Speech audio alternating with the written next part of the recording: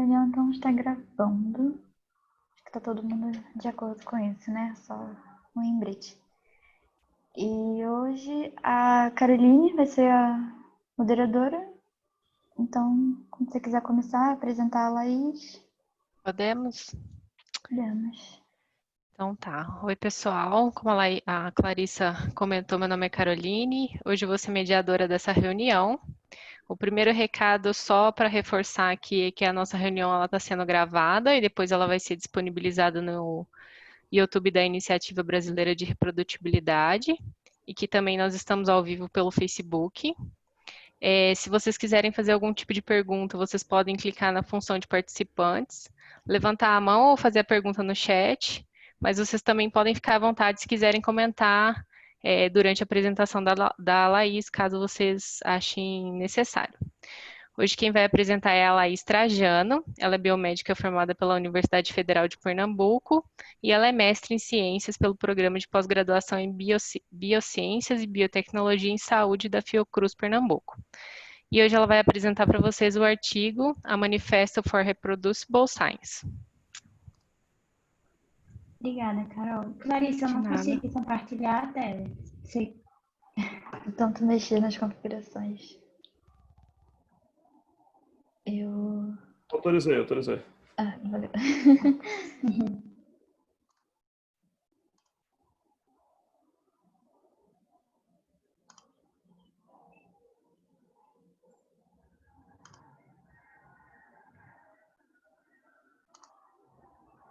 Bom, pessoal, boa tarde, né?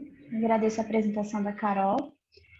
Bom, para iniciar esse paper, ele é bastante longo, né? Tem muita informação. Eu tentei sintetizar um pouco ele para que a gente possa discutir bastante.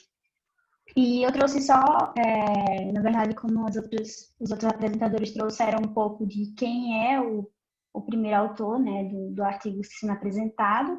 Eu trouxe aqui uma foto do professor Marcos. Ele é professor de psicologia biológica da Faculdade de Ciências Psicológicas, na Inglaterra. E ele, junto com o grupo do Ioannidis, que já é bem recorrente aqui os artigos desse grupo, né? Então, ele trouxe uma visão geral sobre categorias de reprodutibilidade e como que a gente pode fazer para melhorar esse quesito na ciência. Bom, então começando, ele já inicia o artigo de cara com essa pergunta, né? Qual a proporção de publicações científicas é provável de ser falsa? E é muito interessante lembrar que dentro desse tópico, nós já tivemos uma apresentação, que foi no nosso segundo Reproducibility, sobre os fatores que podem aumentar drasticamente a probabilidade de que uma descoberta publicada seja incorreta. Então, é justamente sobre isso que ele começa falando no paper, né, que os autores começam falando, e eu destaquei aqui, né, o artigo que foi discutido, e se vocês tiverem a curiosidade de saber um pouco mais sobre essas probabilidades, vocês podem acessar lá o YouTube da iniciativa, que vai ter gravado lá para vocês. Então, dentro desses fatores, né, os autores eles destacam algumas ameaças para a ciência reprodutível, né? Então, ele coloca esse gráfico, e aí esse gráfico, ele mostra para a gente alguns fatores, né, que seriam a falta de replicação, a hipótese após os resultados serem conhecidos, né, desenho de estudo ruim, baixo poder estatístico, flexibilidade analítica, o p-hacking, o viés de publicação e a falta de compartilhamento de dados. Então, os autores, com um conjunto de estudos, né, que vem sendo feito, principalmente na área de meta-análise, foi possível identificar esses 8 fatores que são ameaças para a ciência reprodutiva. Dentro desse cenário, foi também discutido bastante que a reprodutibilidade hoje na ciência é menor do que desejável. Isso foi publicado também em 2014 na revista Lancet, onde a pesquisa mostrou que 85% dos esforços de pesquisas biomédicas são desperdiçados. E, além disso, em 2016, foi publicado esse outro estudo, onde 90% dos participantes concordaram que há uma crise de reprodutibilidade. No entanto, esse termo reprodutibilidade, né, nesse termo crise de reprodutibilidade, ainda vem sendo bastante discutido se realmente ele é apropriado, porque já se tem evidências que temos alguns pontos a melhorar, nessa questão de reprodutibilidade e que há espaço para que se criem novos métodos e novas formas de se melhorar essa transparência e tornar a ciência mais acessível e aberta e reprodutiva. E diante disso, os autores trazem então um grande problema em questão, né? Então, ele começa falando que uma marca registrada da criatividade científica é a capacidade de ver padrões novos e inesperados nos dados que estão sendo analisados. No entanto, os pesquisadores eles têm um grande desafio, que é evitar ser enganado pela tendência de ver a estrutura ao acaso. E dentro dessas estruturas ao acaso, nessas tendências, são destacadas 3 principais, que é a apofenia, a tendência de ver padrões em dados aleatórios, viés de confirmação, que é a tendência de focar em evidências que estão em uma linha de nossas expectativas ou explicações favorecidas, e, por fim, o viés retrospectivo, que é a tendência de ver um evento como sendo previsível apenas depois de ter ocorrido. Então, esses são os 3 principais pontos destacados como problemas que podem ocorrer dentro dessas análises de dados, né? E um exemplo bem legal que ele destaca nesse artigo é um dos pontos que foi destacado pelo Thomas Levenson no seu livro, onde ele fala que astrônomos que se convenceram de que haviam visto um planeta fictício, que é o planeta Vulcano, porque suas teorias contemporâneas previam sua existência.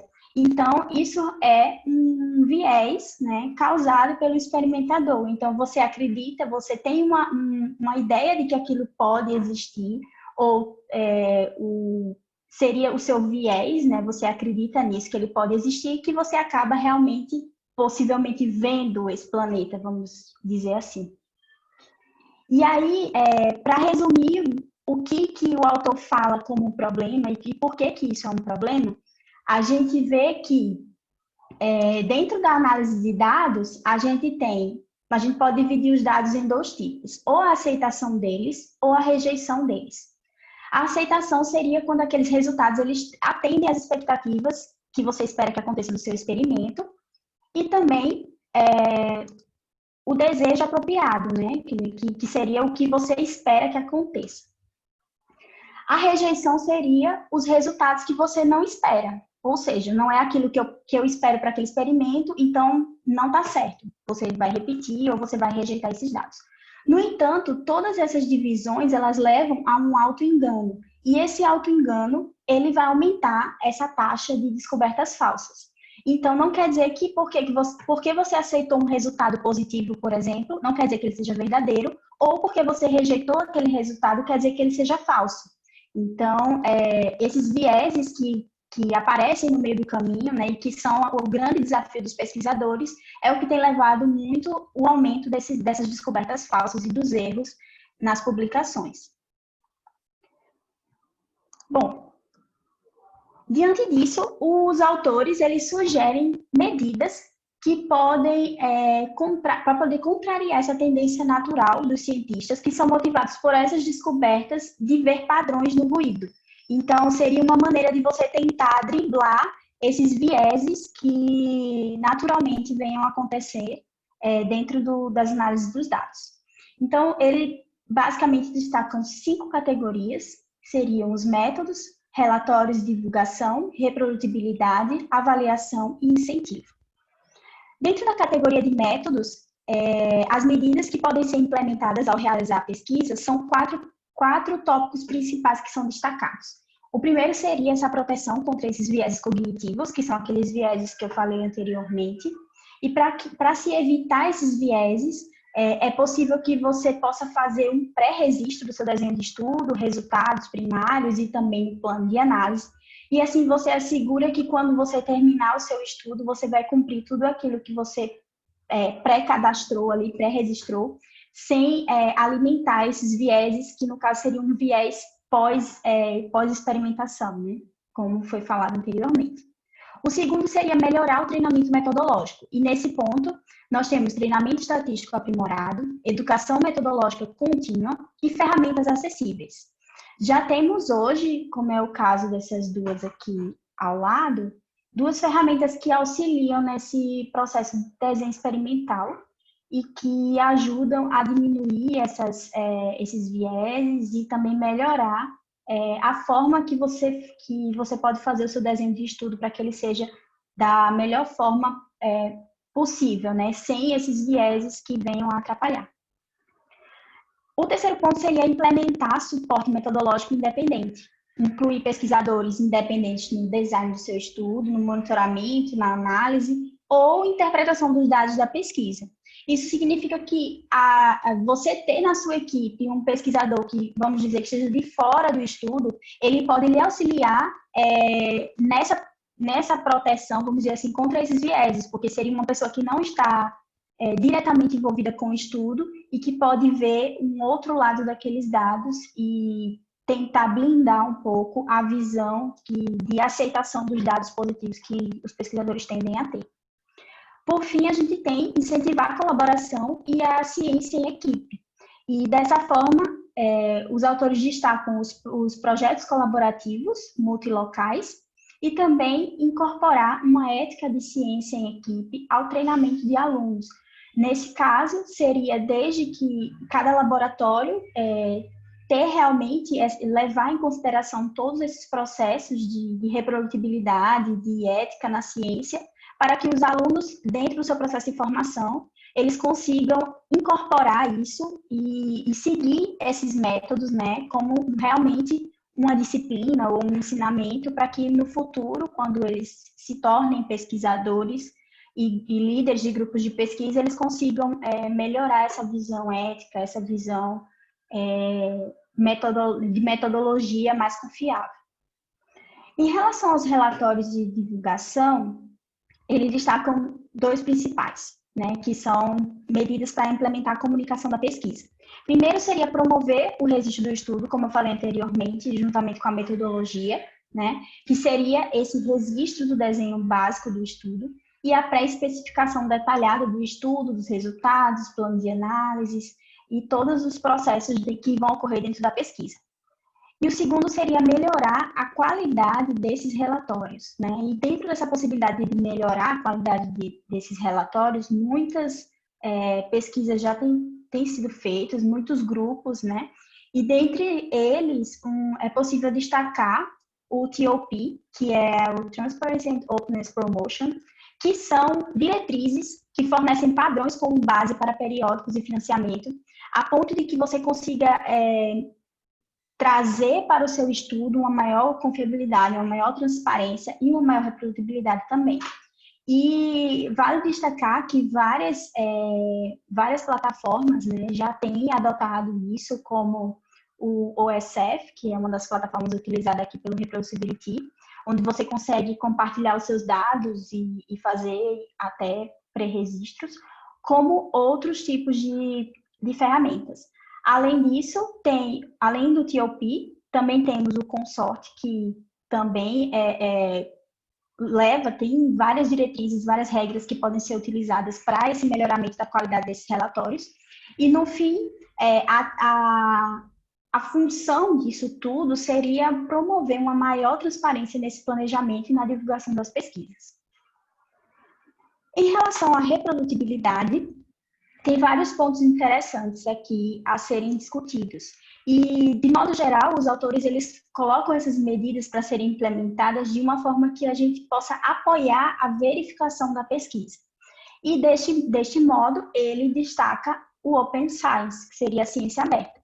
E o grande ponto dessa questão seria de que a ciência ela é um empreendimento social. E, por ela ser um empreendimento social, o conteúdo feito e produzido por ela teria que ser aberto para que todas as pessoas pudessem ter acesso e, assim, tornar transparente todo o processo.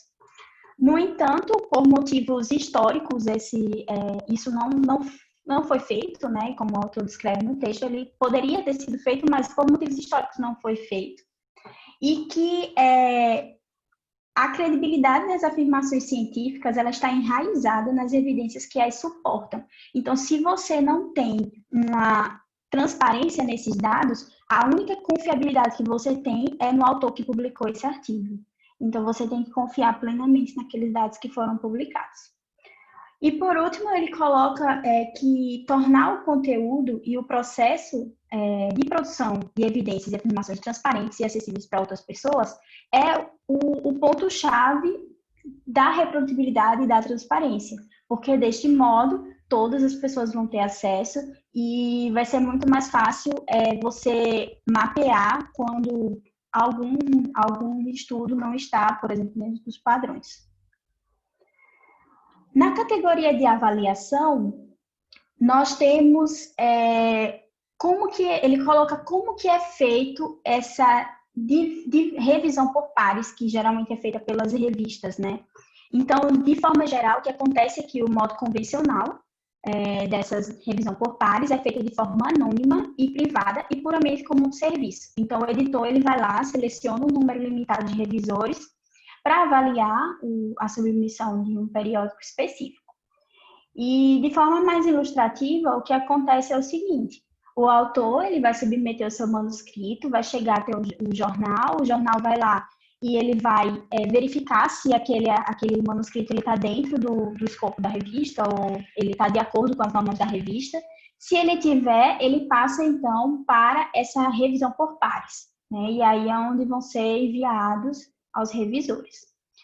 Quando chega nos revisores, a gente tem, então, o checklist que é feito por eles, né? Comentários, recomendações, e após o jornal ele identificar todas essas recomendações, ela envia, então, ao editor, e o editor vai encaminhar novamente para que seja feita a troca entre os autores e a revista para possíveis revisões, checagens, até que o produto final ele possa ser aceito ou rejeitado.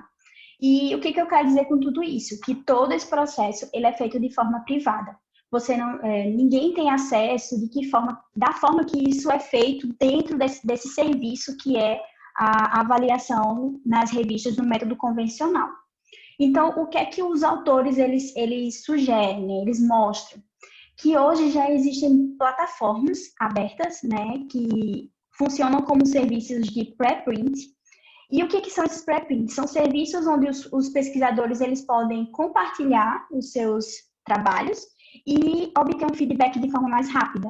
Por quê? Porque aquilo vai estar disponível online e diversos pesquisadores ao redor do mundo que tenham experiência naquela área ou naquela tecnologia que está sendo desenvolvida podem dar os seus pareceres, independente de ser uma revista ou algo anônimo. Então, uma revisão que normalmente duraria meses vai ser muito mais rápido.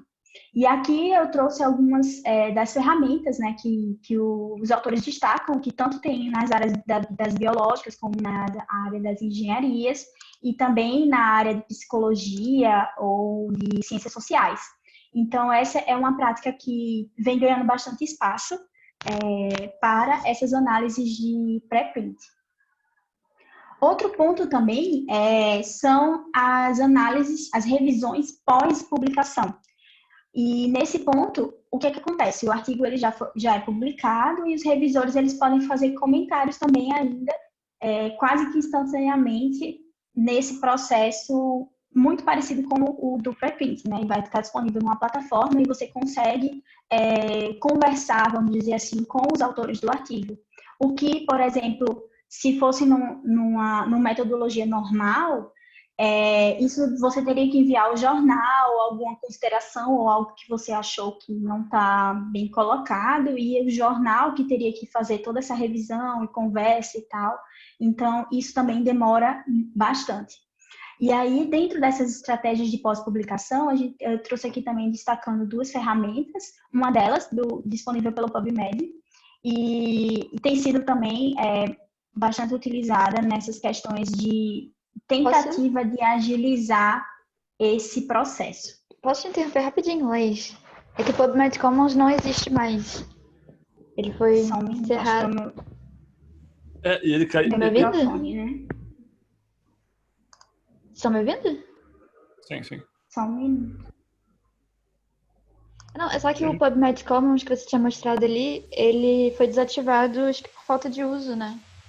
É, meio trágico, assim, mas é mais ou menos isso, assim, o informe oficial do NOM lá e tal, tipo assim, pode descontinuar porque em 5 anos, sei lá, em 5 anos no ar eles tinham tido, sei lá, 6 mil comentários para 25 milhões de artigos, né? Então, assim, é uma coisa que as pessoas não usam muito. Dito isso, assim, o Papier segue no ar, acho que ele tem um certo movimento, tem muita discussão no Twitter e preprints tem mais comentários do que artigos publicados de fato, assim, se vocês pegarem. Também não é muito, né? Mas, assim, acho que uns 10% do, enfim, ao contrário dos 5 mil para 25 milhões, mas uns 10% dos preprints ganham comentários no meu archive, né? Se você pegar os de Covid, hoje em dia, que estão mais discutidos, talvez mais. Então, assim, ainda tem muito. É muito caótico, os tipos de comentários são, sabe, tá espalhado em tudo que é lugar. Acho que é uma coisa que a gente tem que trabalhar para organizar. Mas está acontecendo mais, eu acho, né? Assim, acho que isso melhorou de. Enfim. E eu acho que também tem ainda muita restrição em você compartilhar esses dados pela internet, né? Assim, de forma tão aberta. Não se tem ainda muito bem um controle, né? É algo também que ele fala mais na frente. Mas, cara, a galera fala de paper no Twitter o tempo todo, assim. A questão é que você não acha, né? Porque você ficou perdido na rede social, assim. É uma questão, assim, é um pouquinho institucionalizar coisas que a gente já faz, assim. Sim. Então, eles concluem aqui nesse ponto de avaliação que há uma série de riscos possíveis e percebidos nessa revisão não anônima, mas que também há evidências de que ela pode melhorar, né? Ela pode melhorar a qualidade das revisões. Bom, esse paper, ele é de 2007, né? Então, de lá para cá, muita coisa já mudou, né? E aí, por outro lado, ele fala também que a oportunidade para uma comunicação acadêmica acelerada pode melhorar o ritmo das descobertas e diversificar os meios de contribuir ativamente para o discurso científico. O último ponto dessa categoria seria o incentivo, que para mim foi um dos pontos mais, vamos dizer assim, polêmicos a se tratar, né? Então, a gente tem essa frase que eu, inclusive, coloquei aqui entre aspas, que eu achei ela muito, muito interessante, que é: a publicação é a moeda da ciência acadêmica e aumenta a probabilidade de emprego, financiamento, promoção e estabilidade. No entanto, né, sabemos que esses incentivos eles também podem aumentar a probabilidade de estudos falsos publicados na literatura, justamente porque hoje se tem que o número de publicações ele é mais importante, vamos dizer, do que a qualidade. Então, isso seria um fator que contribui para que muitos estudos tenham esses resultados falsos positivos. E que mudar esses incentivos oferece uma oportunidade de aumentar a credibilidade, a reprodutibilidade dos dados publicados, né, dos resultados publicados em artigos. E aí, eu trouxe esse artigo que é comentado no paper, né, que também o Dr. Marcos é um dos autores, né, onde eles desenvolveram um modelo de otimização que previu a estratégia de pesquisa mais racional. E ele levou em consideração a quantidade de esforço de pesquisa por estudo exploratório e a proporção do esforço de pesquisa gasto na busca de novos resultados, ao invés de estudos confirmatórios. E após diversas variáveis e fórmulas matemáticas, eles chegaram à conclusão de que pesquisadores que atuam para maximizar a sua aptidão devem gastar a maior parte dos seus esforços em busca de novos resultados e conduzir pequenos estudos que têm um poder estatístico de 10% a 40%. E que, em cima desses dados, eles sugerem sugerem maneiras pelas quais as estruturas de incentivo podem ser redesenhadas de modo que a estratégia ideal para cientistas individuais se alinhe com as condições ideais para o avanço do conhecimento. Isso é muito interessante porque sabemos que sempre vai haver incentivos para os resultados inovadores, isso é fato. Então, se você trabalha para ter um trabalho que tenha um alto impacto na sociedade, eles sempre vão tender a ser mais incentivados. No entanto, se houver um esforço coordenado de todas as partes interessadas em alterar essas estruturas de incentivo, né, de recompensa a partir dos trabalhos, já se tem divulgado na literatura algumas formas eficazes de estimular esse incentivo, não só para resultados inovadores, que, claro, vão estar sempre presentes, mas alguns outros estudos que também têm muita relevância e que, por muitas vezes, passam despercebidos e que não são incentivados pelos órgãos de fomento, por exemplo. E dentre essas formas de intervenção, são destacadas 3 principais, que seria a utilização de emblemas para reconhecer práticas abertas, relatórios registrados como modelo de publicação cego de resultados, e, por fim, as diretrizes do TOP para promover a abertura e transparência, que seria a utilização dessas diretrizes. E aí ele coloca um exemplo bem prático de uma revista de psicologia que desde mais ou menos ali perto de 2014 começou a inserir esses emblemas de compartilhamento de dados na sua revista e nos artigos que foram publicados nela. E isso fez aumentar a sua credibilidade e a sua avaliação e a quantidade de artigos publicados naquela revista em comparação com outras revistas da mesma área. Então, isso mostrou que aquela revista se tornou mais confiável, vamos dizer assim, e que os dados reportados lá tenham uma maior confiabilidade nos dados, né? E dessa forma, eles sugerem que incentivar a eficiência e a eficácia para aqueles que conduzem essas pesquisas rigorosas, né, com transparência, com reprodutibilidade, eles podem ser recompensados mais do que aqueles que não fazem. Então, além de você ter aquele incentivo do dado novo, né, daquele resultado que vai mudar a sociedade de uma forma extraordinária, né, que são aqueles dados, por exemplo, vamos por exemplo, falar do Covid, né, que aqueles dados que vão surgir e que são de bastante relevância imediata para a sociedade, esses com certeza vão ter incentivos.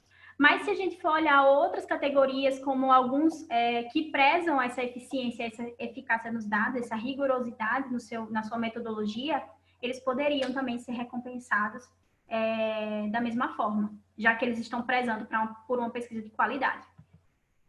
Então, concluindo todo o raciocínio que os autores trouxeram nesse mini guia, vamos dizer assim, de categorias para se melhorar a reprodutibilidade e a transparência, eu destaco alguns pontos dessa conclusão que são bem interessantes também para reflexão. O primeiro é que os desafios para a ciência reproduzível são sistêmicos e culturais, mas isso não significa que não possam ser cumpridos.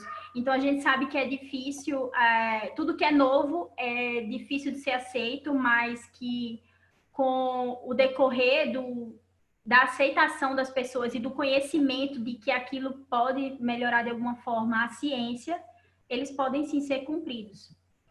Existem muitas outras ideias nascentes e em maturação para tornar as práticas de pesquisas mais eficientes e confiáveis.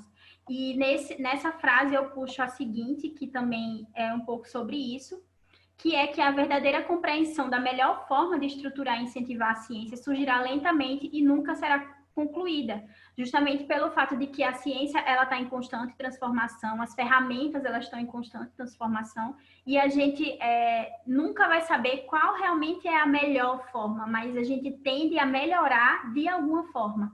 Então, isso faz com que muitos autores tentam, de alguma forma, promover essas diretrizes, essas normas, essas formas mais eficientes para tornar a ciência confiável. As práticas de pesquisas reproduzíveis estão no cerne da pesquisa sólida e são a essência para o método científico.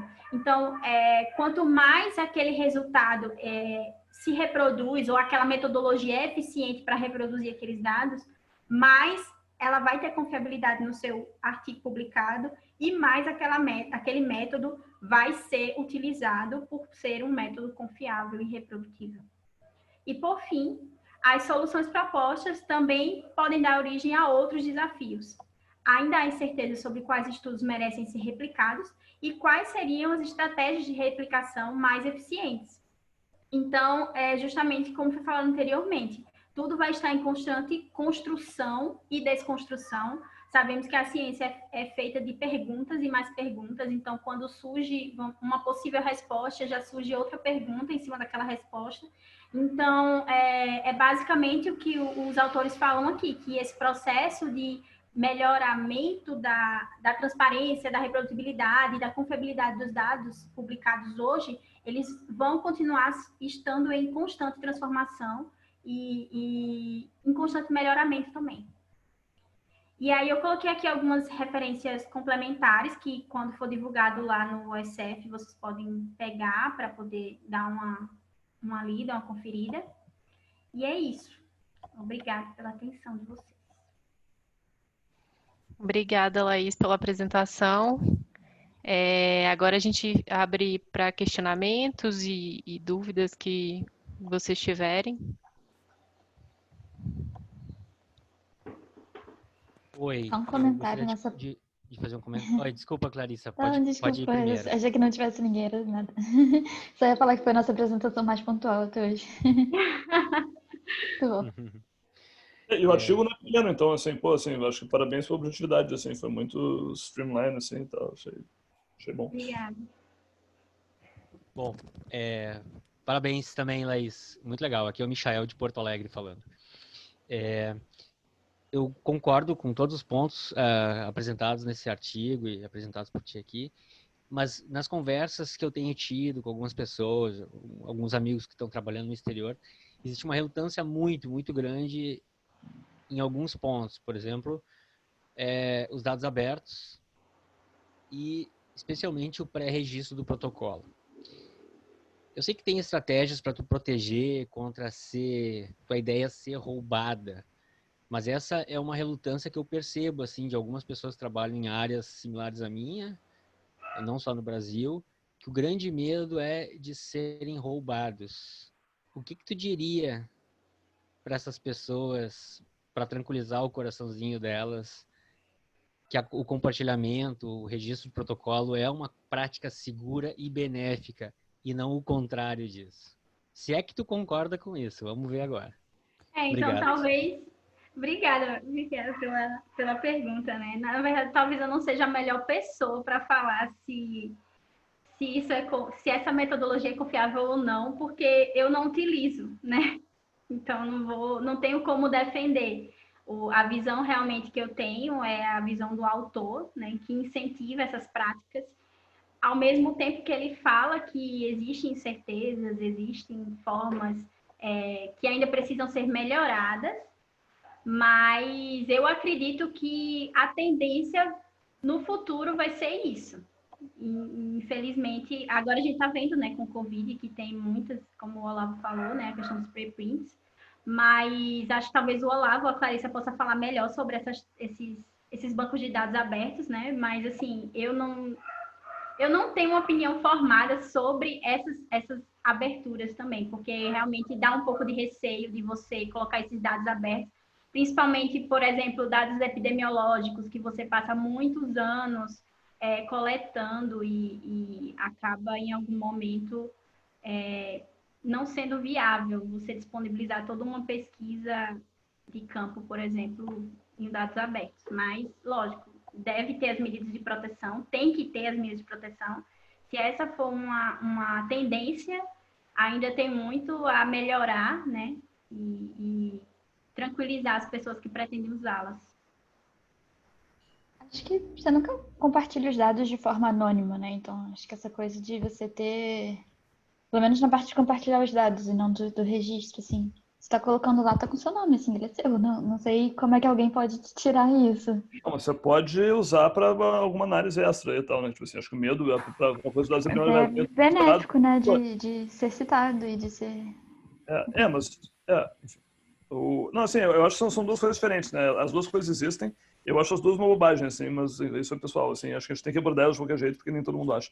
Mas, assim, sabe, eu acho que escupem um pouquinho, alguém vai roubar minha ideia um pouquinho superfaturado, assim, sabe? Tipo assim, a gente não é tão genial, assim, que alguém vai chegar no site e descobrir isso aqui e... sei lá, é difícil fazer uma ideia também, né? Geralmente se você já começou e está registrado, eu acho que esse é um pouquinho exagerado, assim, cara, talvez nem todo mundo tenha interesse. Em termos dos dados, acho que é um pouquinho diferente, assim, então, os dados estão lá, às vezes é muito fácil analisar, alguém tem uma capacidade que você não tem, mas assim, acho que cabe, é bom para a ciência que alguém analise uma coisa mais rápido e melhor do que você, né? Então, assim, é ruim para você, mas é bom para o universo. Então, assim, não, eu acho que assim, esse é um problema que a gente deveria resolver mudando o incentivo. Assim, cara, se alguém usou seus dados para publicar um artigo, você tinha que ganhar crédito por isso. Pelos dados, independente do artigo ser seu ou não, assim, então, assim, é uma questão de crédito. Mas, assim, dito esses medos existem no sistema atual, e acho que a gente tem que lidar com eles, assim. Sobre o pré-registro, assim, você pode fazer um pré-registro não público, né? Você pode pré-registrar uma coisa com um timestamp e aquilo ali ficar privado. E aí depois, sabe, funciona enfim, quando você publicar, você coloca aqui, o seu repositório diz, pô, isso aqui foi postado em 2018 e tudo bem, sabe? Tipo assim, funciona da mesma forma. Os Registry Reports ali também, você pode submeter como Registry Report por uma revista que tenha peer review fechado, os revisores vão olhar, não sei o que e tal, mas também não fica público. Então, assim, o pré-registro não precisa ser público para funcionar. Claro, o público é melhor porque, sei lá, você sabe o que está acontecendo, você sabe que alguém vai estar trabalhando nisso, talvez não comece isso porque está público, tem outras vantagens, digamos assim. Mas se ele ficar público depois da publicação, eu acho que ele cumpre a grande maior parte da sua importância. Então, acho que isso é mais ou menos fácil de resolver. O data sharing é um pouquinho mais difícil, eu acho que passa por mudar a atribuição de crédito, assim, sabe? Se alguém usou seus dados para alguma coisa, você tinha que ser muito creditado por isso. E isso deveria ser benéfico e não enfim, perigoso para sua carreira. Agora que isso está aí na forma de incentivo, né? Volta para o incentivo. Então, se essas medidas de incentivo fossem, por exemplo, as pessoas que tendem a utilizar esses pré-registros ou colocar esses dados de alguma forma nessas plataformas, eles podem ser recompensados de alguma forma, então isso tenderia a ganhar um pouco mais de visibilidade, na minha opinião.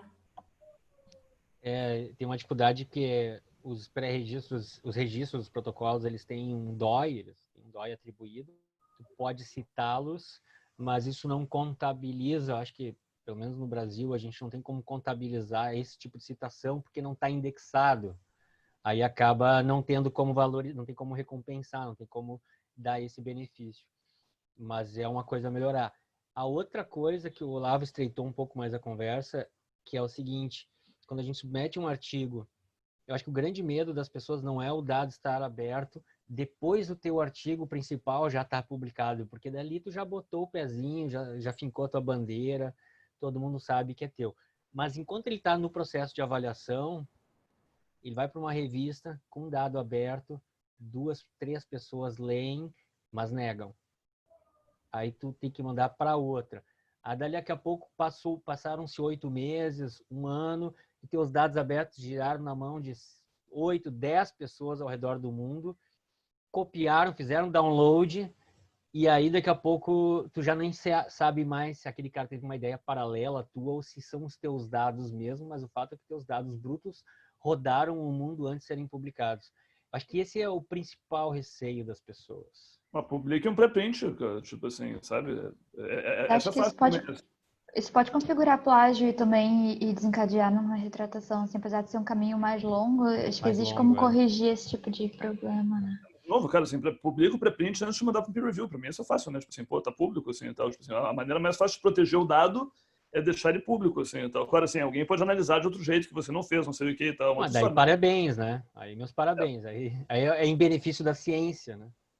Não, mas, cara, sabe, um pré-print protege sua propriedade intelectual, né? Tipo assim, sabe, se você já analisou, não sei o que, tem o seu paper todo ali e tal, pô, ele tá ali e tal. Sabe, ninguém vai dizer que não foi você porque saiu alguém, olhou e fez e publicou em cima do que você já publicou. Isso é ainda mais fácil de traçar, né? Então, assim, me parece... E a gente não tem... Assim, uma coisa que falta é evidência experimental, evidência empírica, desculpem, né? O quão comum é, não sei o que. Eu mandei um link ali no chat, que é da área de biologia estrutural. Assim, quanto você perde se você é o segundo a depositar uma estrutura de proteína, não sei o que, não parece tanto. Mas, assim, sabe, de maneira geral, as áreas tendem a aceitar pré-prints como registro como a atribuição de prioridade de quem fez aquilo primeiro, né? Se você, a galera da matemática, quando resolve um problema de $1 milhão, não sei o que, eles mandam para o archive, né? Bem capaz o cara vai mandar para um revisor, porque é a mesma situação, o cara vai mandar para um revisor a prova dele, não sei o que, vai perder $1 milhão. Então, o cara põe um pré-print primeiro e depois passa por revisão, etc. e tal, né? Pois então tem outra mudança cultural que tem que estar associada à tua disponibilização dos dados brutos, que é a comunidade científica assumir o pré-print como uma via de publicação, porque também as mesmas pessoas que têm o viés de não aceitar o dado aberto tem uma relação muito grande com as pessoas que refutam a viabilidade do pré-print, porque parece que isso vai trazer um prejuízo para elas depois em publicação. E quando a gente sabe que não é necessariamente verdade, existem várias revistas que aceitam republicar coisas que estão em pré-print, mas ainda é uma barreira. O pré-print ainda, assim como dado aberto, não é uma coisa aceita pela comunidade científica. Mas é uma Acho que barreira. essa barreira do pré-print está caindo mais rápido, né? Caindo, né? Acho que já está bem mais avançada nesse sentido, diferente Eu dos também dados acho que em abertos. termos de revistas, a maior parte dos revistas aceita, a grande maior parte dos revistas aceita hoje em dia. Assim, então, assim, essa barreira caiu. E acho que em termos de aceitar como estabelecer prioridade de novidade, não sei o quê. Então, acho que tem funcionado também. Se você olhar a literatura de Covid, aí, então, acho que ajudou bastante nesse sentido. Assim, vários ensaios clínicos grandes, nem todos. Talvez a maior parte ainda não dos ensaios clínicos ali, tá? Mas sei lá, o Recovery vai e tal, do Jackson saiu primeiro como pré-print. Então, assim, acho que isso está caindo mais ou menos rápido, assim. Então, agora, e como recompensa, várias instituições estão assumindo como suas métricas os pré-prints. Aqui, ó, a URGS, o Hospital de Clínicas, já está assumindo os pré-prints como publicação, já está valorizando isso. O que é bom, né? Vocês são inovadores, né? Vocês estão na vanguarda do Brasil. Mas, assim, acho que a atribuição de recompensa é mais complicado, né? Quer dizer, você vai ser recompensado pelo pré-print. Acho que ou a gente vai se esperar passar para a revisão primária, acho que é uma questão mais polêmica ainda, assim, então. Mas, assim, de novo, assim, acho que o pré-print dificilmente te impede ou dificulta a publicação depois, assim, então. Acho que isso está caindo por terra. Inclusive, a gente tem dados mostrando que pré-prints acabam sendo mais citados, e mais tweetados, e mais tudo, assim. Então, assim, parece uma coisa benéfica. A ideia que vai ser prejudicial a você, eu acho que tem caído rápido, assim. Então. Agora, a coisa de, devemos tomar isso aqui como produção para avaliar, não sei o que, acho que é mais controverso. Né? Tu mesmo acha isso complicado? Não, eu acho que a gente deveria aceitar, avaliar as coisas não importa onde elas saiam, assim, mas aí é uma opinião pessoal e eu consigo entender argumentos que isso vai ser difícil, que contra, enfim. E acho que nem todo mundo concordaria. E aí, de novo, voltando para matemática e para física ali e tal, por mais que todo mundo use pré-prints, a galera segue submetendo depois, não sei o que, o sistema de incentivo e avaliação segue ficando muito em cima de onde é que você publica, não sei o que e tal, tem que passar, você acaba tendo que passar pela revisão. Então, assim, eles não conseguiram se livrar das revistas, por mais que todo mundo use pré-prints, porque a parte de certificação e avaliação continua atrelada a você publicar na Physical Review Letters. Então, acho que assim, é menos... Acho que assim, que todo mundo adote pré-prints e que as pessoas se deem conta que é benéfico parece um caminho fácil, assim, então. Que as agências de fomento levem isso porque assim, avaliar um pré-print como publicação válida e isso aqui é uma produção que vale, envolve você desencanar completamente da coisa de onde é que saiu, né? De Journal-Based Metrics, do fator de impacto, não sei o que, não tem. Então, assim, então, assim, envolve revisar, envolve você ler o artigo, revisar e, sabe, a avaliação, revisar de novo, revisar o artigo e tal, porque não teve revisão por pares antes. Eu acho ótimo, na verdade, mas, assim, envolve toda uma mudança na lógica de avaliação. Eu acho que é um pouquinho mais complicado, assim, e tal, mas eu sou favorável, só acho que é mais, não é tão natural, assim, então envolve toda uma mudança de como é que você avalia um cientista para dar um grant, por exemplo. E Olavo, boa tarde a todos, parabéns, Leis. Vocês têm dados do percentual de pré-prints que depois efetivamente tornaram publicação e se aquilo acontece na mesma revista, ou na mesma editora, perdão, no pré-print, ou se outras editoras aceitam publicar algo que foi publicado previamente? Vocês têm algum dado relativo a isso? Só do bioRxiv tem. Vou buscar aqui a referência e coloco no chat, mas era em torno de 70%, 60 e tantos por cento dos pré-prints do bioRxiv acabam sendo eventualmente publicados em um período de 2 anos, né? O dado do Archive é muito parecido, assim. Repositórios de pré-prints, em tese, são independentes de editoras, né? Então, assim, a maior parte, quer dizer, nem todos, assim, tem editoras que têm os seus pré-prints próprios. O troço do Sneak Peek lá do Elsevier, de algumas revistas do Elsevier, que você submete para a revista e a revista coloca o pré-print como uma coisa no seu repositório próprio de pré-prints. E aí nem sei como é que funciona. Tipo, se você for rejeitado, você pode mandar para outro lugar. Mas a maior parte dos pré-prints em biologia, medicina, pelo menos, aí estão saindo no bioRxiv, medRxiv, em alguns outros lugares, Research Square, etc., que em tese são independentes de editoras, assim. Quer dizer, até o Cold Spring Harbor até tem alguns journals, né? Mas assim, não tem nada a ver. Você é livre para submeter onde você quiser. E a grande maior parte das revistas hoje em dia aceita uma coisa que saiu em pré-print. E isso, inclusive, algumas estimulam, né? A pergunta foi fundamentada num bate-papo com o pessoal da Cielo, e eles falaram, nossa, botar no pré-print daqui, depois nas revistas Cielo, você teria, não vou dizer facilidade em momento algum, mas teria uma condução natural dentro desse grupo. E aí fiquei refletindo, poxa, será que amanhã não vai ter uma disputa entre grandes grupos pelo ineditismo daquilo que foi publicado nas bases pré-print, né? Porque a gente acaba, cada vez, ficando na mão de pequenos, grandes grupos, com várias revistas. O Cielo não é uma editora, né? O Cielo é um serviço de sei lá, não sei como é chamar isso, uma plataforma de colocar journals no ar, né? Assim, acho que a integração de preprints com algumas editoras pode ser mais fácil. Quer dizer, a integração dos preprints do Cielo com o Cielo deve ser mais fácil, assim como algumas revistas aceitam que você submeta direto o que você botou no Bioarchive, já submeta para a eLife, PLOS, algumas revistas. Mas, assim, acho que aí são acordos o que eu acho, enfim, não sei, de meio tecnológicos mesmo, né? Assim, não tá, o copyright preprint é seu. Então, assim, na verdade, você é livre para mandar para onde você quiser.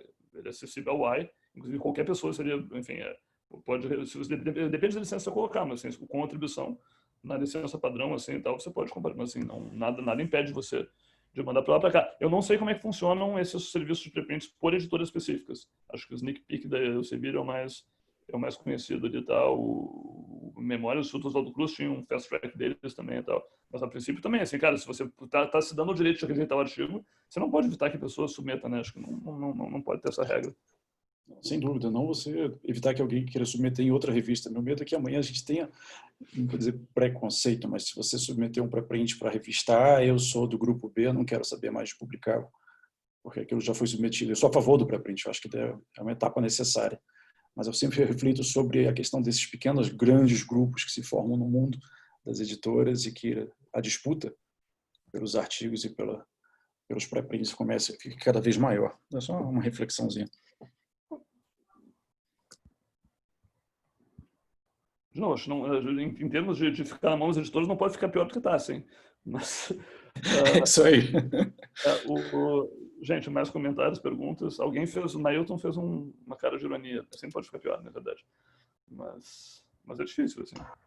Sempre pode ficar pior. Você pode ir aí para um mundo distópico que, se você publicar, já não aceita. Eu acho que o que está pior sempre pode piorar. Minha visão pessimista da vida.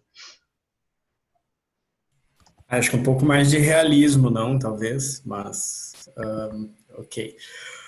Eu ia comentar que eu já tive uma situação em que a gente teve interesse de observar uns dados, né, um banco de dados puro, alguma coisa com genética, assim, um amigo pediu para a gente tentar ter acesso, e agora eu não vou conseguir lembrar onde que estava a base desses dados, mas a gente tinha que escrever quase que uma carta pedindo o acesso. Então, tipo assim, uma coisa bem difícil. Tu vai saber quem que vai estar com o acesso dos teus dados, né? Por mais que tu deixou eles abertos, assim. Mas no fim das contas a gente viu que era tão difícil que a gente não... Quer dizer, não era tão difícil, mas a gente não foi à frente. Não era só ir lá abrir e baixar um Excel com os dados, né? Mas, Mailton, você falou que era da área clínica? Desculpa. Isso. Porque acho que a área clínica tem esse... Desculpa de novo, já. Vai adiante. Segue. Está com lag aqui, então tá difícil. É só que eu acho que a área clínica tem mais essa dificuldade, né, de ter questão de privacidade dos dados. Se você tem pacientes ou sujeitos humanos como fonte do dado, diferente da pesquisa mais básica, que você parte de célula de animal. Pois é, mas eu desconfio que no banco não vá esse tipo de informação, né? Tu colocaria os dados que tu utilizou para a construção do artigo, não sei bem. Teria que explorar mais um pouco isso. Mas sim, o que eu ia dizer contigo. antes, Mailton, é o seguinte, esse método que tu usou, que foi entrar em contato com o pescador, porque lá no artigo ele disse assim, muitas revistas pedem que as pessoas digam que os dados estão abertos mediante solicitação. E aí tem um editor de uma revista de psiquiatria, agora não lembro, é um japonês, que ele escreveu um artigo dizendo que ele testou se isso era de fato execuível.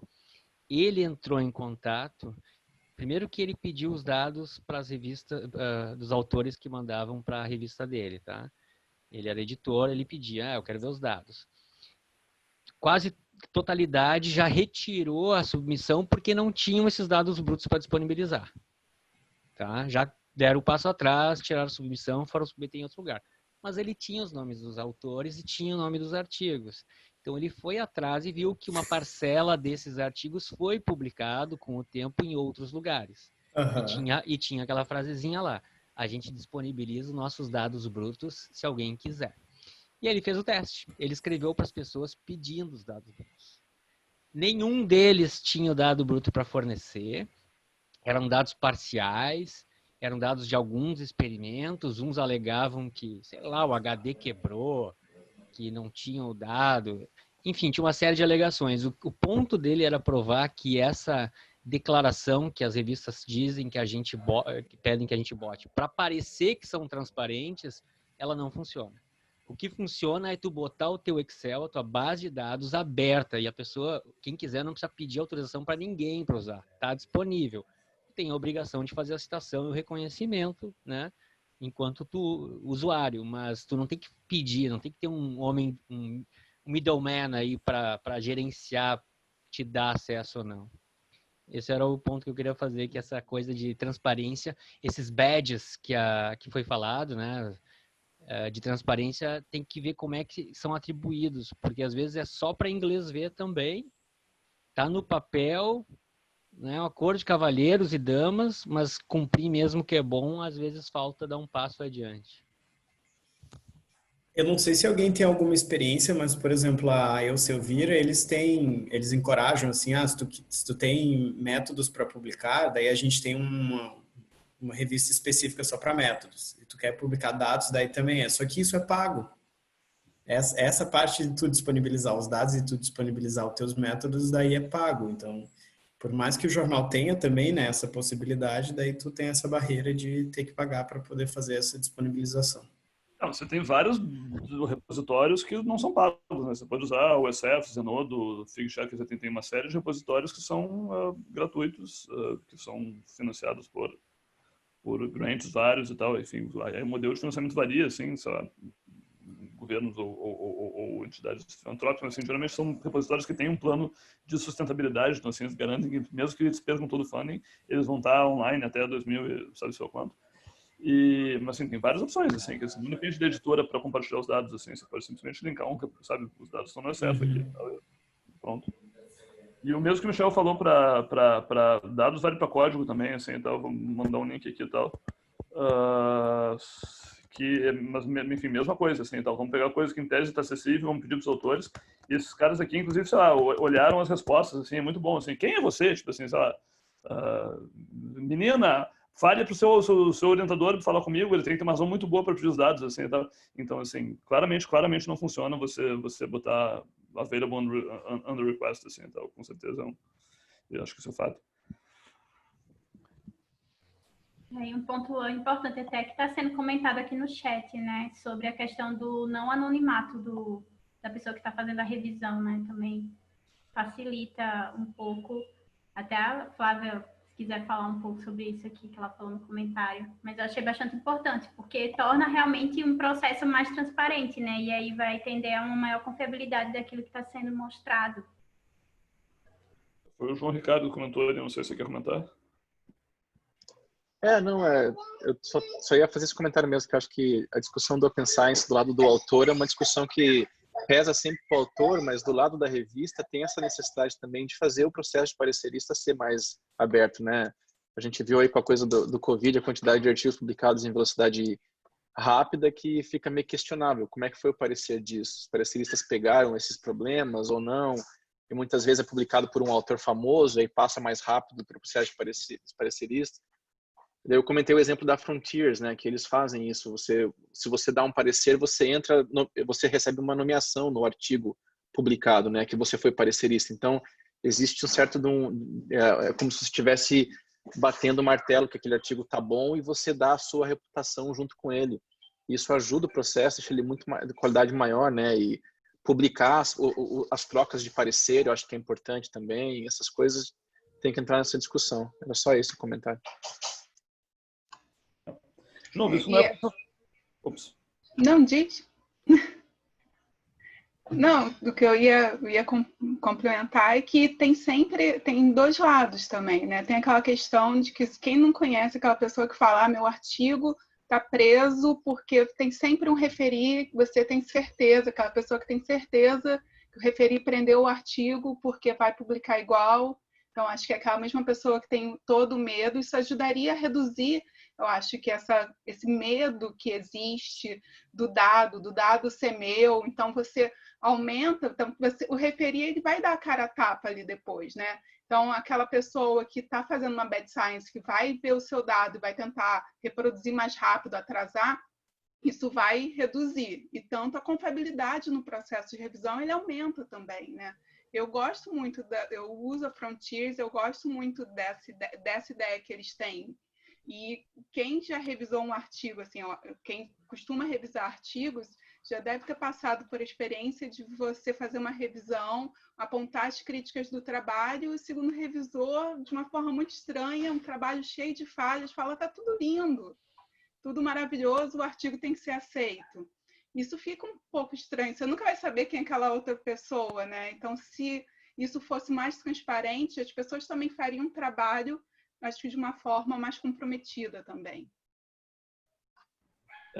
Isso também não é consensual, né? Assim, acho que tem opiniões bem divergentes sobre se peer review devia ser aberto, duplo cego, etc. E tal. As pessoas divergem bastante sobre isso, assim, e tal. Eu acho que assim, a melhor evidência que a gente tem, o BMJ, o British Medical Journal, fez alguns ensaios clínicos, né? Vamos tentar pegar artigos e mandar randomizar e mandar para sistemas X aberto ou fechado e vamos ver como é que isso aqui evolui, sabe se as revisões são melhores, piores, se mais papers vão ser aceitos, menos, isso já faz uns 15 anos, eu acho, assim, e tal, que a conclusão deles é, sabe, sei lá, revisão dupla aberta, todo mundo sabe quem é todo mundo e os reviews são publicados e assinados ali.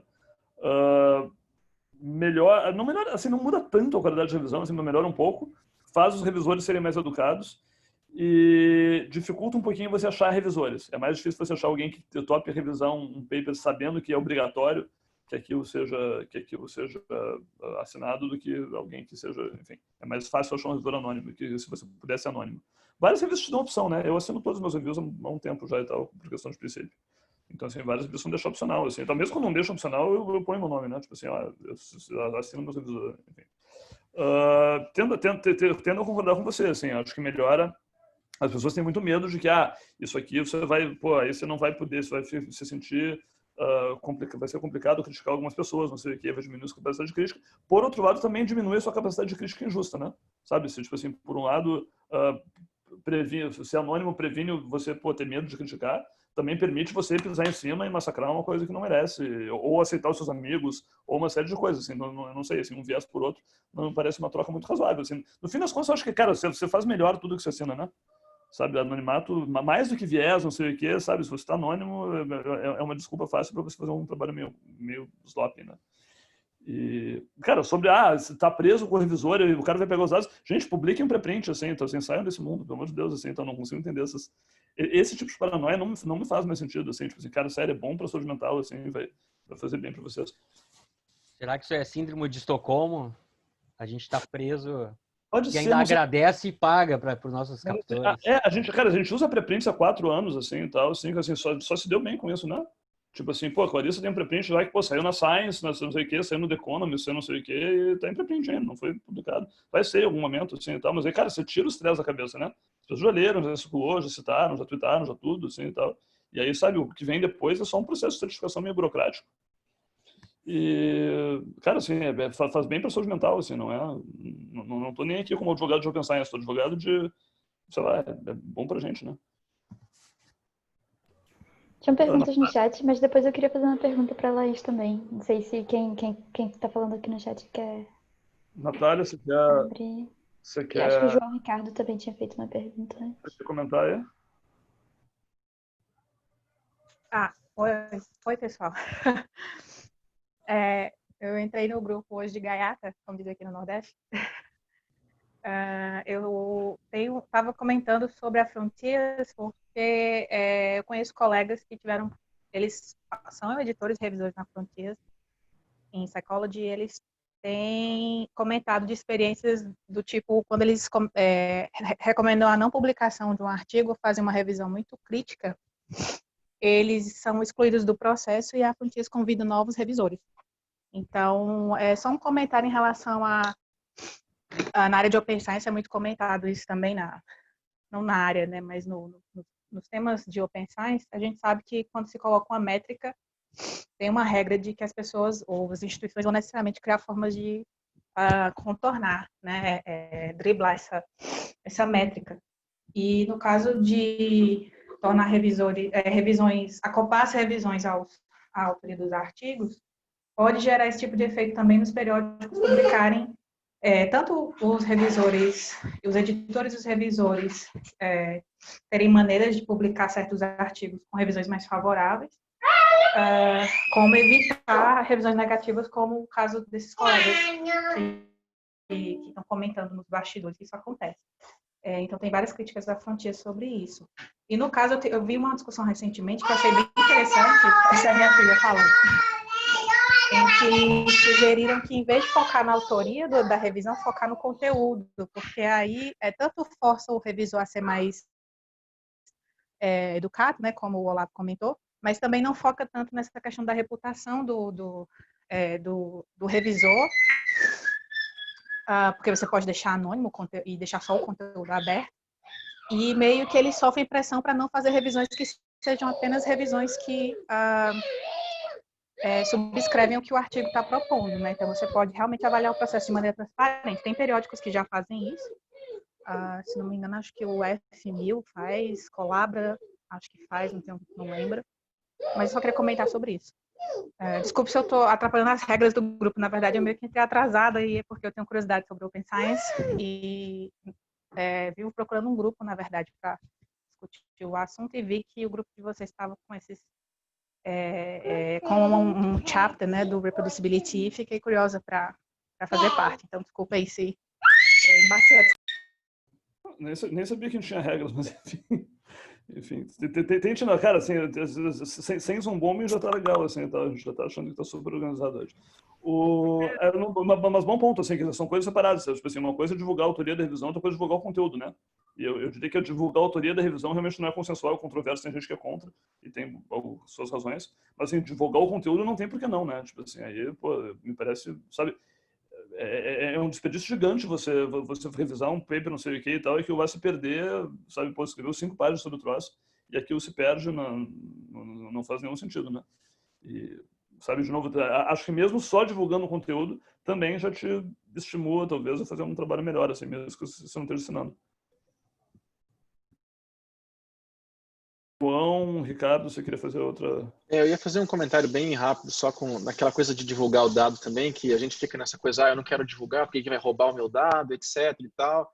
E aí fica esse negócio de que as pessoas não conseguem acessar o dado porque o HD perdeu, e etc.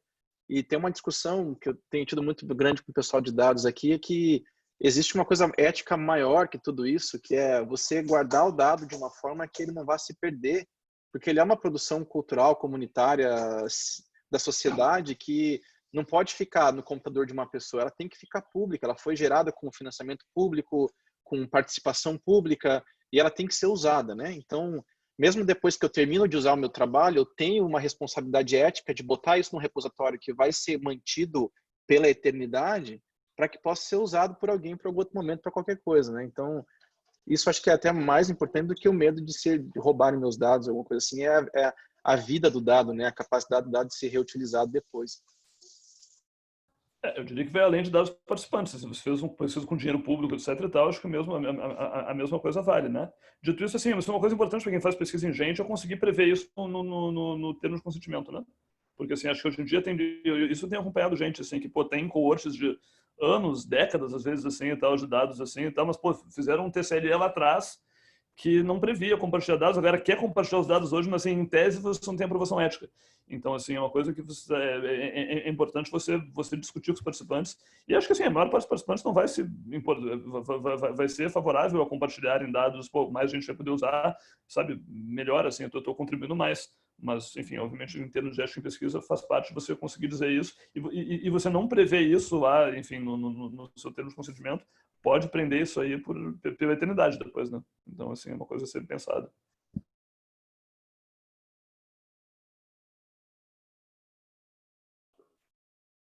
Posso fazer uma pergunta, então? Acho que ficou silêncio.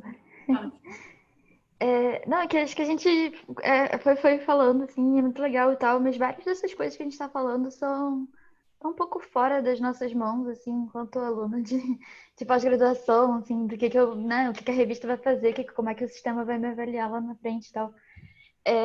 Não sei, Laís, você que leu mais a fundo, assim, o artigo agora, mais recentemente do que eu, tem alguma visão de quais dessas propostas que eles colocam são as mais viáveis para um aluno de pós colocar em prática agora, assim? É muito interessante isso que você falou, porque, por exemplo, eu como aluna de pós, eu não tenho experiência em revisar artigos ainda, então eu não sei como funciona.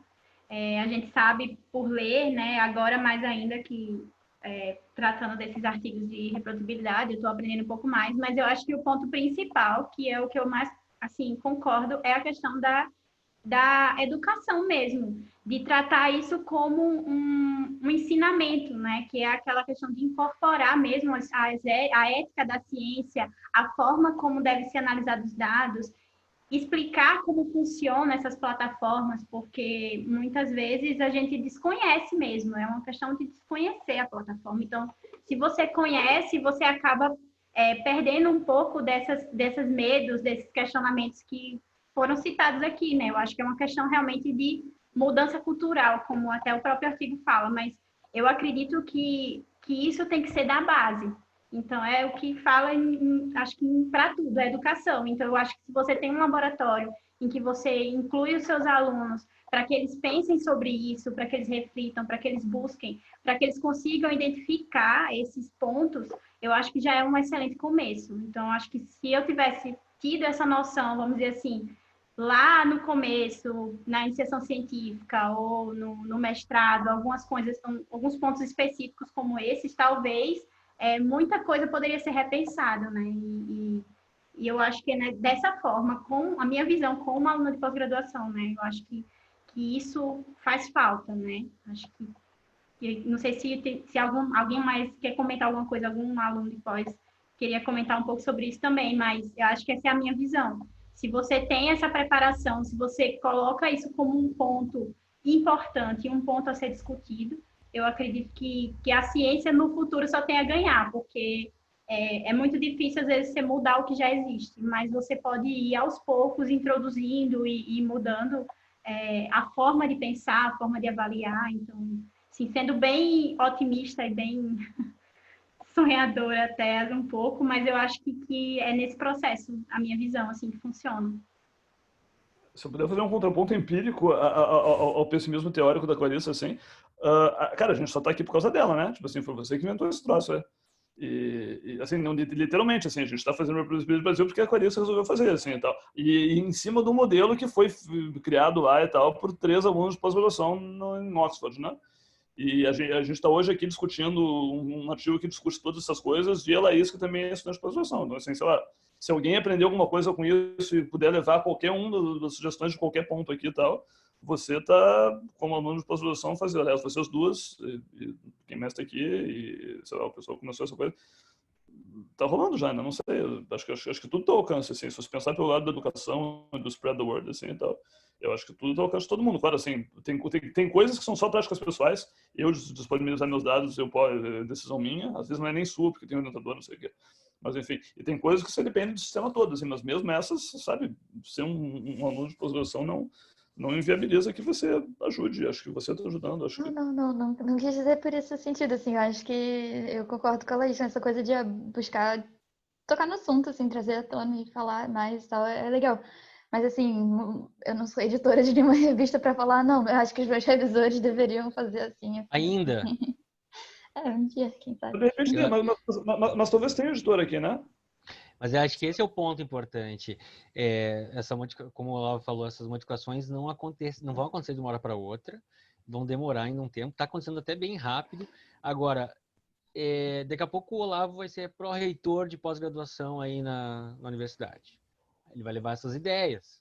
Olha ali, ele não gostou da promoção.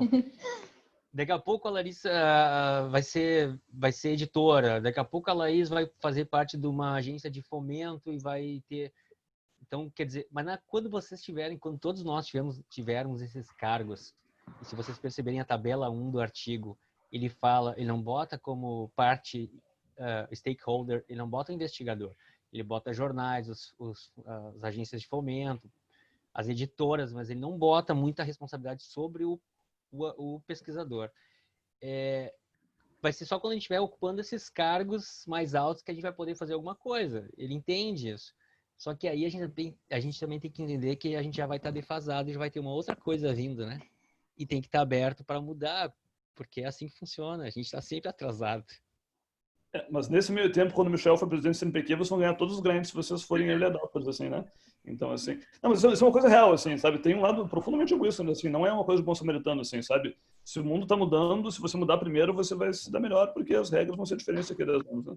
Então, acho que assim... Parece bem simples a ideia de colocar um pré-print agora que eu tive todo esse incentivo por você e tal, mas e aí para mim parece mais fácil falar para os outros alunos assim, não, coloca pré-print, coloca pré-print, coloca pré-print. Enquanto tem essa outra coisa assim do orientador que de repente nem sempre está muito aberto a isso. Não sei se no mundo lá fora do meu laboratório aqui sobre orientação do Olavo, é tão simples assim para um aluno decidir, não, eu quero botar o meu artigo como pré-print, eu vou bater o pé nisso e... Não sei. Cara, acho que se as pessoas tiverem 10, 20% de chance já é alguma coisa ali, tal. Mas não, cara, assim, as pessoas morrem, né? Sabe? A ciência avança um funeral por vezes. Enfim. Clarissa, não se sinta mal. Assim, toda ideia nova, né, é difícil. Uma coisa que eu estava quase tendo um treco é durante agora a pandemia, o professor falou, não vou dar aula porque eu não sei usar o Zoom. Não sei usar o Meet, não sei nada, não quero. E você fala assim, como assim?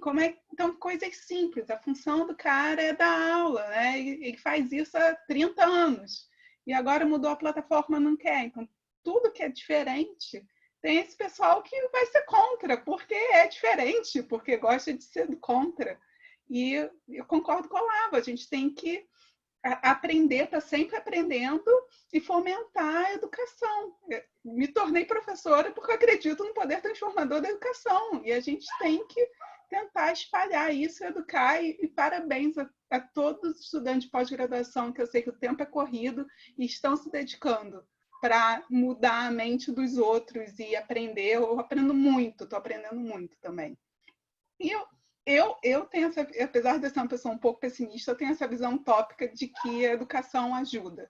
E a educação é uma plataforma para mudar, para melhorar o mundo. Então...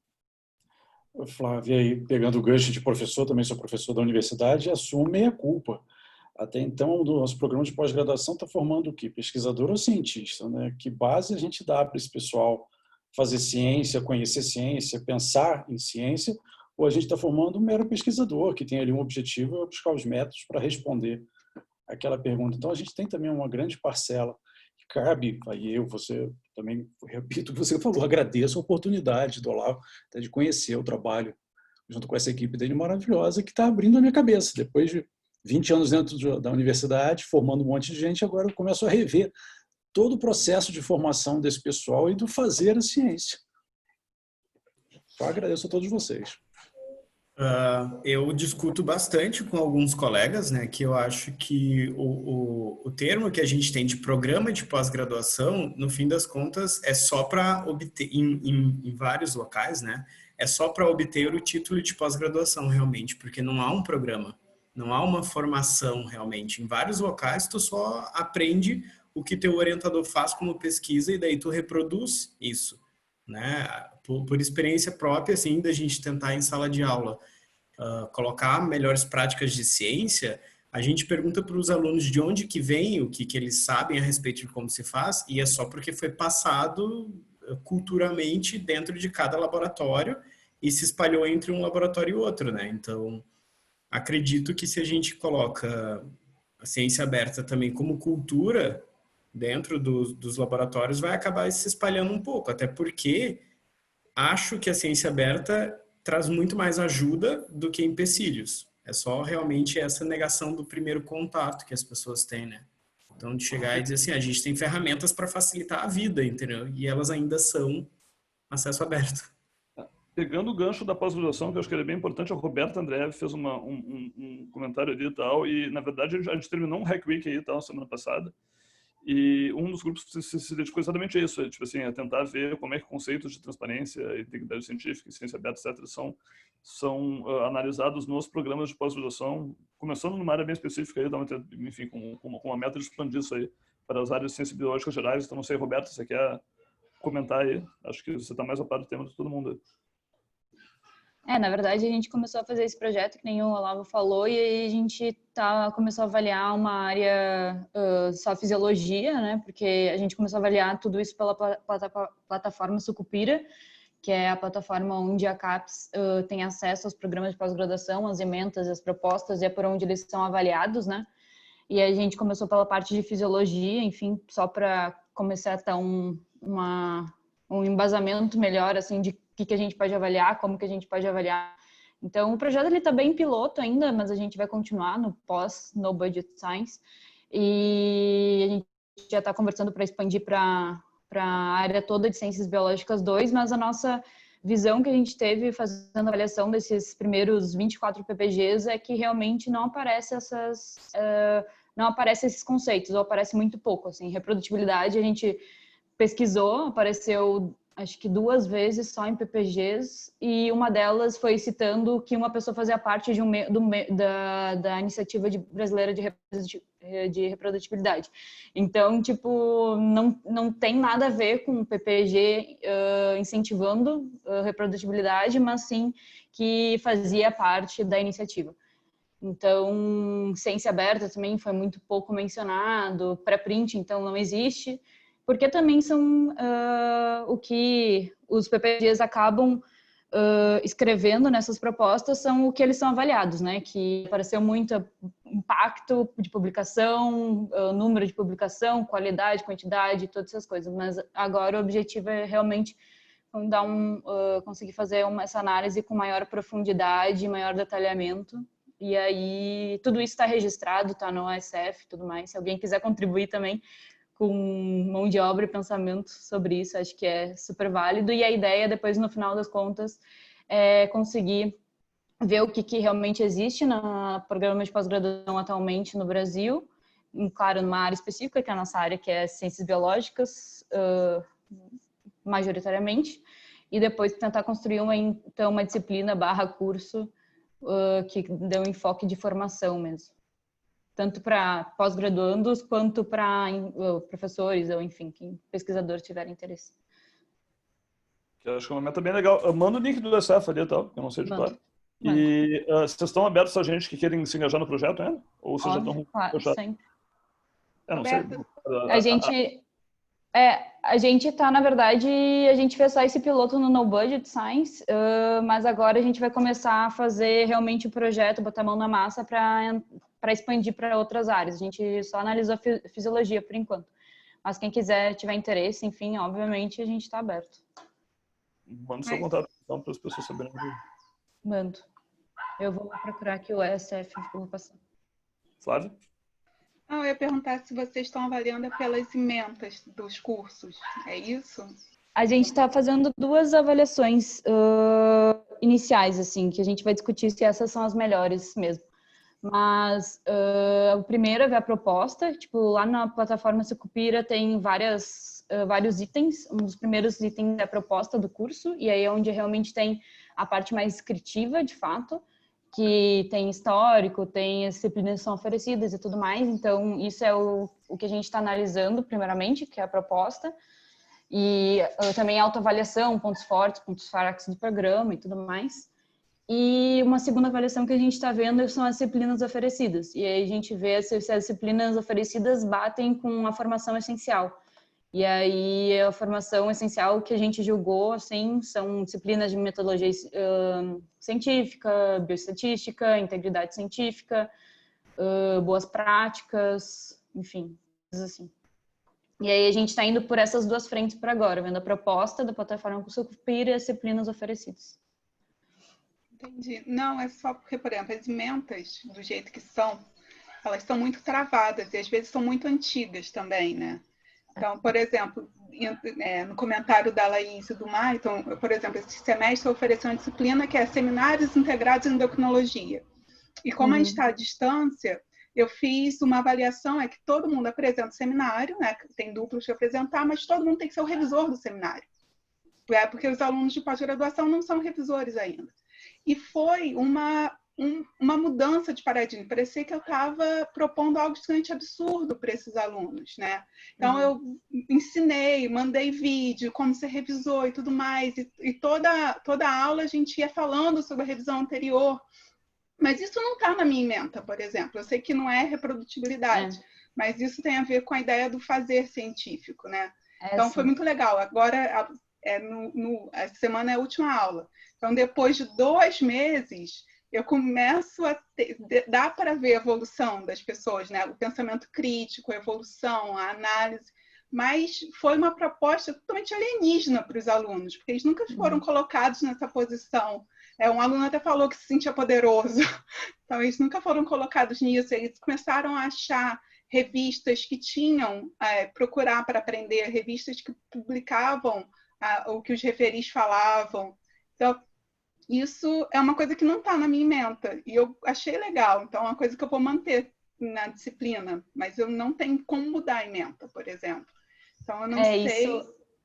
Isso foi um ponto que a gente conversou bastante sobre isso, na verdade, o que a gente consideraria ou não, e aí a gente tem que ver, na verdade, pensar bem nos nossos métodos, porque a princípio a gente estava olhando só o título da disciplina, porque, enfim, a gente tinha pouco tempo para fazer o projeto, e depois, caso tivesse um título de disciplina que não tivesse tão bem esclarecido, né, explícito qual era o objetivo, a gente olharia a ementa da disciplina.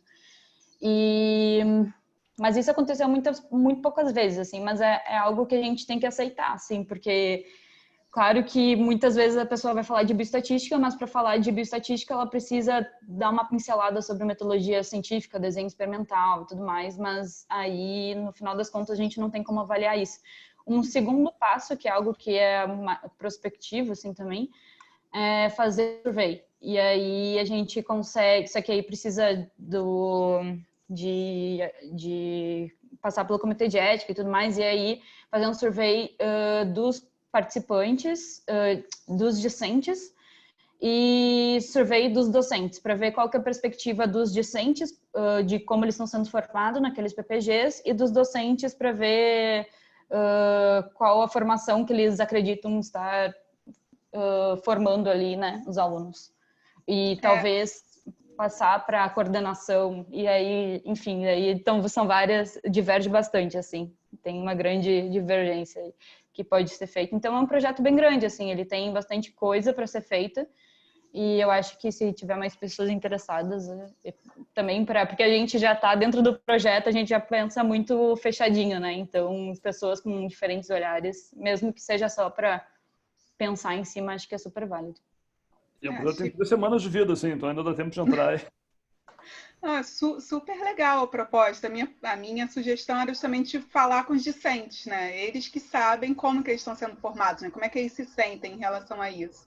E por exemplo, tem as pós-graduações multicêntricas também, né? Um pessoal, de repente, especial que vocês podem olhar, porque eles estão em locais distantes, onde a parte estrutural muitas vezes é pior, né? E eles vão ter contatos com pós muito diferentes, né? Durante aquele período de 2 ou de 4 anos, o cara pode fazer uma disciplina na USP, outra na Unicamp, outra na UFRJ, outra na Universidade Federal do Rio Grande do Norte, e aí você vai pegar coisas muito discrepantes também, de repente, né?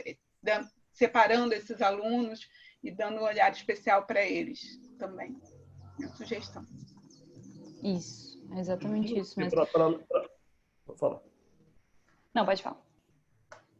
Não, para além disso, você pode pensar em outras coisas também, assim, eu tinha um projeto pessoal que nunca foi para frente, assim, que eu queria fazer, que era assim, cara, vamos fazer uns grupos locais mesmo, assim, e tal, tipo assim, vamos na universidade, vamos ficar 2 dias lá e fazer uns discussões sobre várias coisas, vamos ver o que sai, porque às vezes, sei lá, enfim, acho que studies online são legais também e tal, mas assim, são coisas em paralelo, assim, e tal. Aí, sabe, se você tiver um dia inteiro, sabe, pô, ficar numa universidade 2 dias, a minha ideia era, cara, vamos ficar aqui, sabe, uma coisa de coleta de dados, vamos ver o que os alunos pensam, mas também de formação, vamos trocar ideias sobre algumas coisas, vamos fazer um documentário com as pessoas e vamos, tipo assim, cara, fazer um retrato da pós-graduação do Brasil em 2014, talvez. Enfim, não foi para frente, assim, tal. Mas, assim, dá para pensar em coisas mais... E eu acho que hoje em dia, com a coisa online, fica mais fácil, né? Tipo assim, cara, vamos reunir 10 pessoas da pós-graduação e discutir entre nós, porque às vezes, sei lá, saem coisas diferentes do que gente respondendo anonimamente.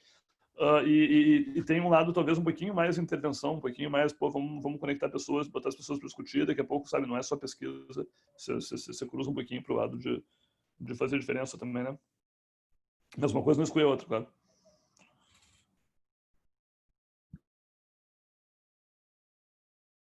Roberto, você falou mais alguma coisa?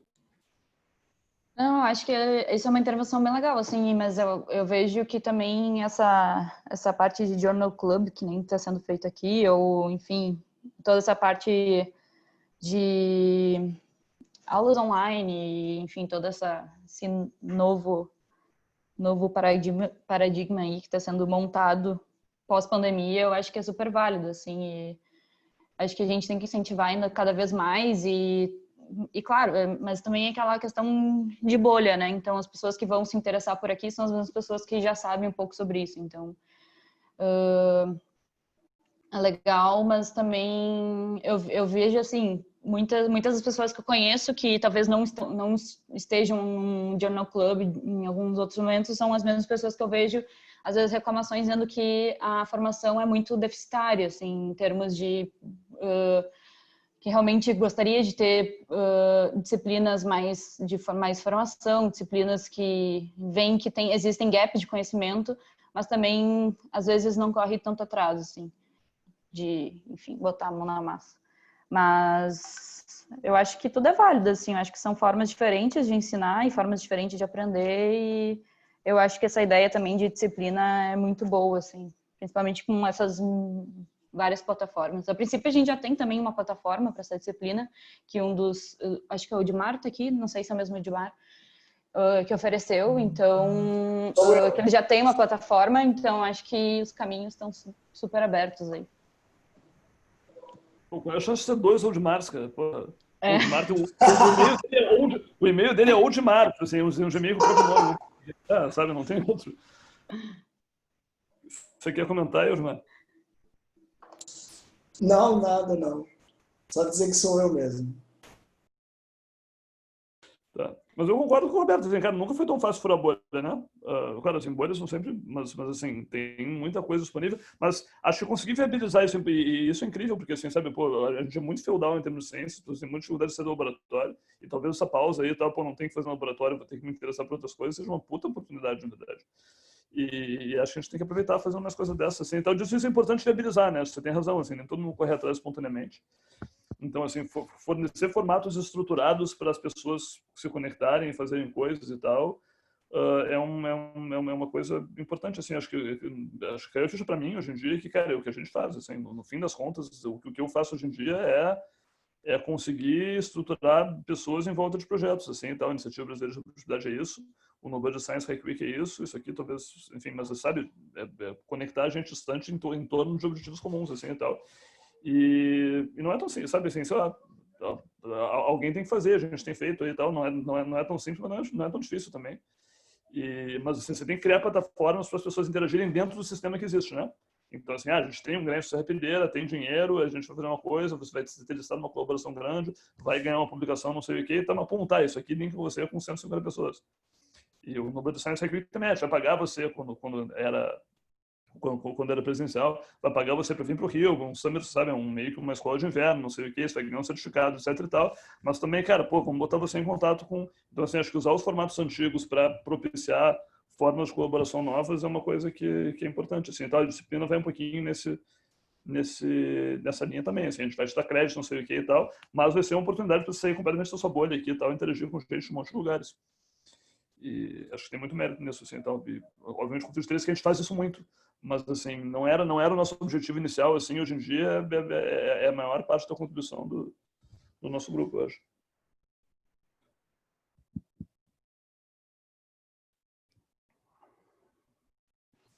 Mais alguém?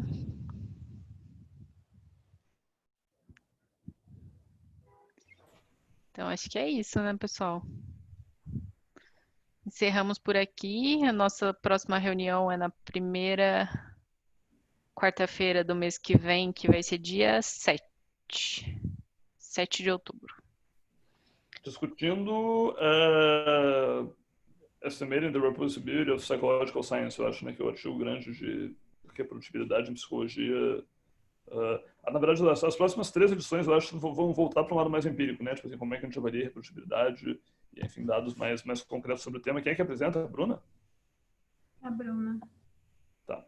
Então, Bruna Valéria apresentando Estimating the Replicability of Psychological Science, Open Science Collaboration 2015, eu acho. É um artigo bem legal, acho que vale a pena dar uma lida antes aí e tal. E, bom, obrigado pela presença de todo mundo também. Já estou me metendo na mediação aqui, cala a boca aí e tal, Carolina, quais são as... Imagina. Mas é muito legal ver todo mundo aqui. Sim, imagina.